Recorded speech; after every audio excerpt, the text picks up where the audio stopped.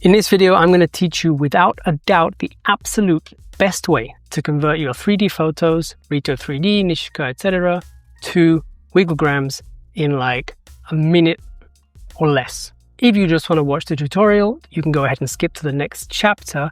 But first I want to explain why I think this is the best and how it overcomes the most common problems with the Wigglegram conversion.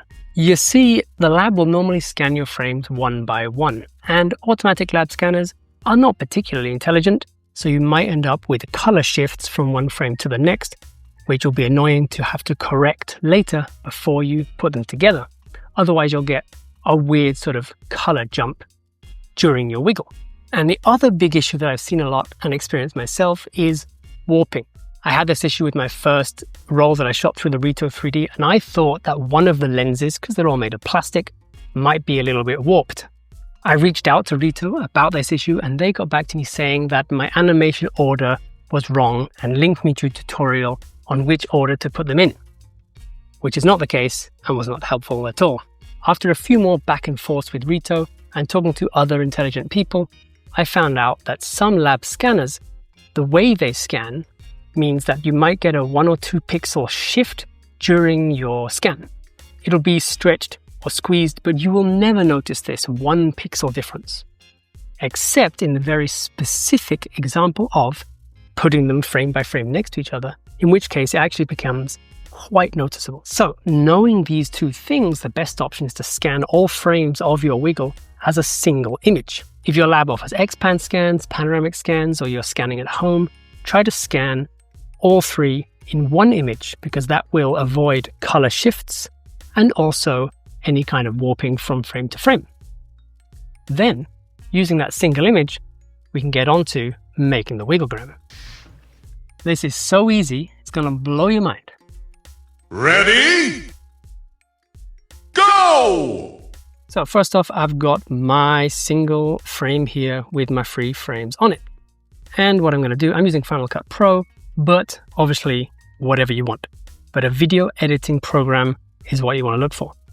Now I'm going to zoom in until the frame is filling my frame. Now I've used just a vertical one because probably you want to share this as a reel, so it's a 9:16 ratio. And I want to move it over to the leftmost frame. That's our first frame. Now I'm just going to hold Alt or Option and move this up to duplicate the layer. And this layer, I want to move it to the middle frame. Now to line it up, just going to bring the opacity down a bit. I'm going to zoom way in, and then we're going to move it around. I want my pivot point to be the finger. Obviously, this is up to your personal taste where you want it to pivot. And that looks good, so opacity back up. Now, again, I'm going to duplicate this layer on top. And this time I want it to be the rightmost layer, so rightmost frame. So I'm going to move this over to the right frame. Again, drop the opacity, and then line this up until I'm happy.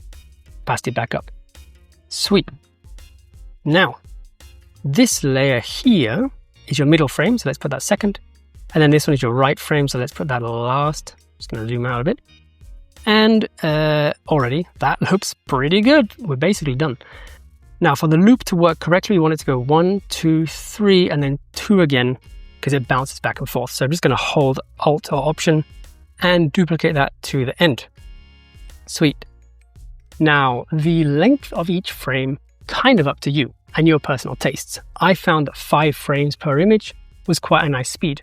So in Final Cut, I'm just going to select all of these, double tap here and hit 5, and then that's done. In your own editing program, it'll be different. Now I'm going to copy these, just going to Command C and then paste. I'm just going to keep pasting it until the project is about 15 seconds long, because that's a nice sort of real length. There we go, 15 seconds. And you could stop there, but a couple more things just to give it a bit more flavor. One, I'm going to group all of these together. Again, depends on your editing suite, but me, it's Option G. The reason for that is so that I can move it and zoom it as one single package. Now, I also have a little mask, very simple mask that I made, and we're just going to plonk that on top, just to give it some edges, right? Let me bring that over to the whole project. And we can see that we can see a bit of the edge of the frame. So because this is all one big block, I can just zoom this in. And let's zoom a little more. And pretty good. No complaints about that. Maybe the composition's off a little bit, but whatever. You want to add a bit more flavor, we're going to maybe add a Ken Burns effect and have it start zoomed out and then maybe finish zoomed in, and then over the course of your reel, you